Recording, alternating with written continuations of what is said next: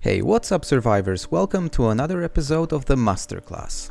And I know, I promised that this episode would be dedicated to farming, but honestly these things take so much time to grow. And while my character is still waiting for all these onions, potatoes, radishes and carrots to be ready to harvest, I ventured into a new skill which I want to talk about today. Something that is actually far more useful than it used to be, so let's untangle tailoring together. Now, tailoring as a skill is being neglected to such an extent that even the Project Zomboid Wikipedia page hasn't been updated to build 42. So, what we can read on the Wikipedia page is that tailoring is a skill used to repair and fortify clothes to increase their protection against scratches, bites, and bullets. This is a good summary, but it's incomplete. Because as of build 42, you can actually craft a lot of useful things using your tailoring skill, and it's also linked to your metalworking skill because most of the armor that you can create requires a certain level of tailoring. And just to set the right expectations, this is going to be a fast leveling guide for tailoring all the way to level 4, because at level 4 you are able to craft 70 to 80% of all the useful things that are craftable with this skill. So we're not going to move beyond that, but if you will ever want to go beyond level 4, this tutorial is going to give you a really solid base in order to get there. Now, the primary resources used for the majority of your tailoring are either cloth, denim, or leather strips, each of them acquired in a different way. Now we're gonna start with cloth because that's where the skill starts, and then you kind of progress into more complex materials later on during leveling up this particular profession.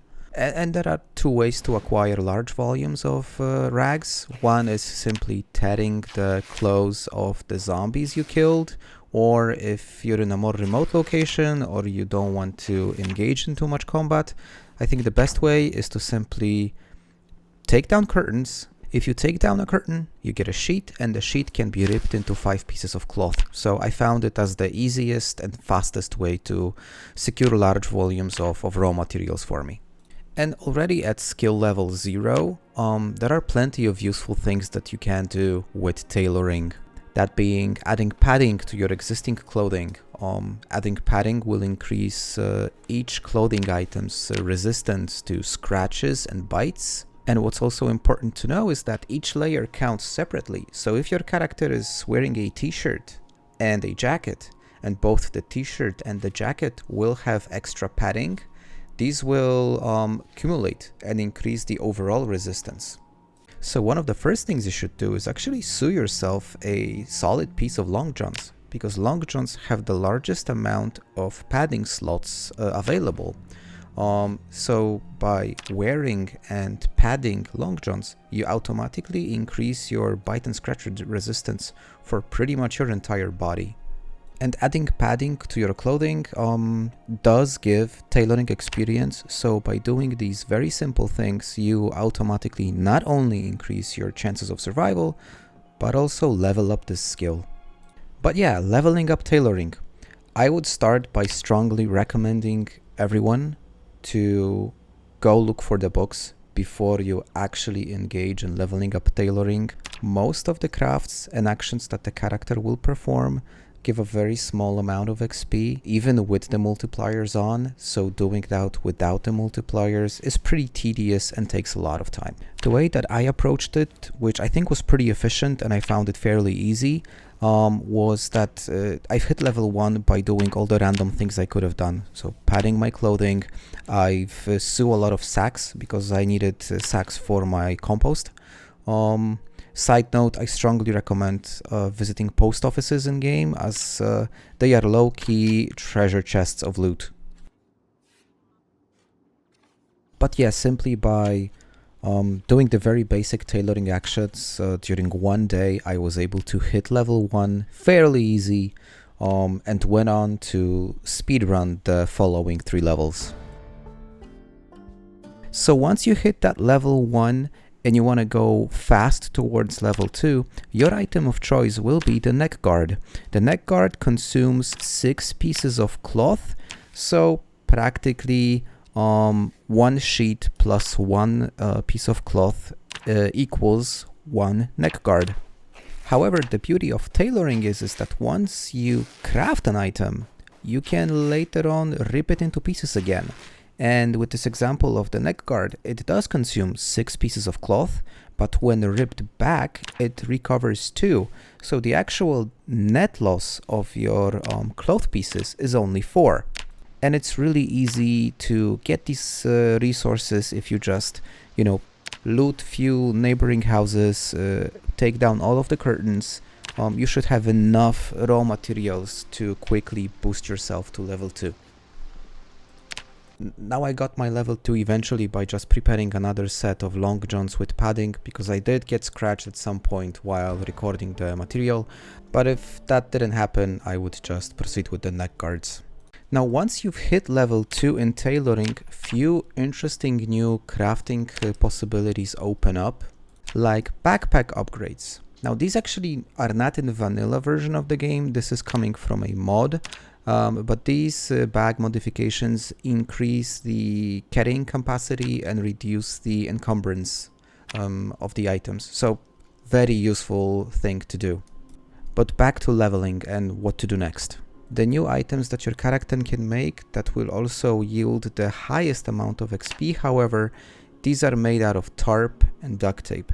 And while duct tape is not such a massive problem, in this playthrough at least I found that tarps are not so easy to come by, and I figured I'm just gonna skip this entire material completely and just proceed with the neck guards, since I've already had a functional system that allowed me to quickly level up. So I reached level 3 pretty much the same way I've reached level 2. As they say, if it ain't broken, don't fix it. Now once you've hit level 3 tailoring, a lot of cool stuff open up, because you are finally capable of crafting items using leather. Leather boots, leather clothes, sacks, bags, all this kind of stuff. So now we need to take a step back and talk about leather itself, how to acquire leather and how to process leather so it's ready for any kind of tailoring action.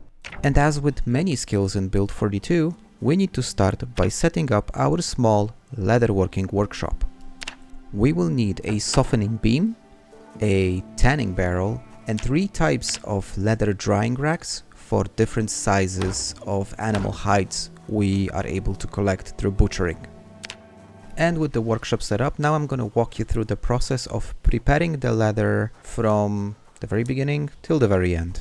Now securing raw and unprocessed animal hide is done through butchering. If for some reason you have no idea how to do it, make sure to check this episode of the Masterclass where I explain this process in detail. Now I had a few unprocessed animal hides of different sizes, which we are going to process now in the workshop for our leatherworking and tailoring purposes. Now we will start by using the softening beam and a fleshing tool, an essential tool for this process, and we will use it to remove both any flesh and fur of every single item of leather we want to process. Now this is important because you need to do both. You cannot do just one. If you do just one, this leather will be practically useless. Now I learned it the hard way. And it's something that's really easy to miss at the very beginning because it's a bit unintuitive, as you need to make 2 actions on every single item, but only when the leather itself will say it's crude, it will mean that it's actually ready for tanning. Otherwise it's gonna say furred, and if you tan a furred leather, you will not be able to use it in your, like tailoring activities. Now the next part is super gross. You need to take an animal brain and a bowl of water to make something which is called a brain tan, and having the crude leather and the bowl of brain tan, then you can use your tanning barrel to tan your leather. And once that is done, you're just one step away. You need to dry your leather using one of the drying racks. You need to obviously choose the drying rack which is applicable for the size of the leather that you just processed. Only once you do these 4 steps your unprocessed leather or your unprocessed animal hide will be turned into a fully functional and craftable piece of cured and tanned leather. To be honest, it's actually quite a complex process, and I learned the hard way by wasting some of my leather not following all the steps. So make sure to not repeat my mistakes. And once you get some of these animal hides processed, you can play around a little bit. Leather can be cut into different sizes, so you can turn a large leather item into smaller ones. I did play a little bit crafting like a leather apron, cut some of it into strips for the purposes of padding any clothes I had, but in the end it's quite resource consuming, and since I didn't really butcher a lot of animals and I did not have a lot of spare animal hides, I just pushed through level 4 using the exact same tested method I've used before, the neck guards. One thing I totally omitted from this tutorial but could be used on your path towards leveling up tailoring is the usage of wool.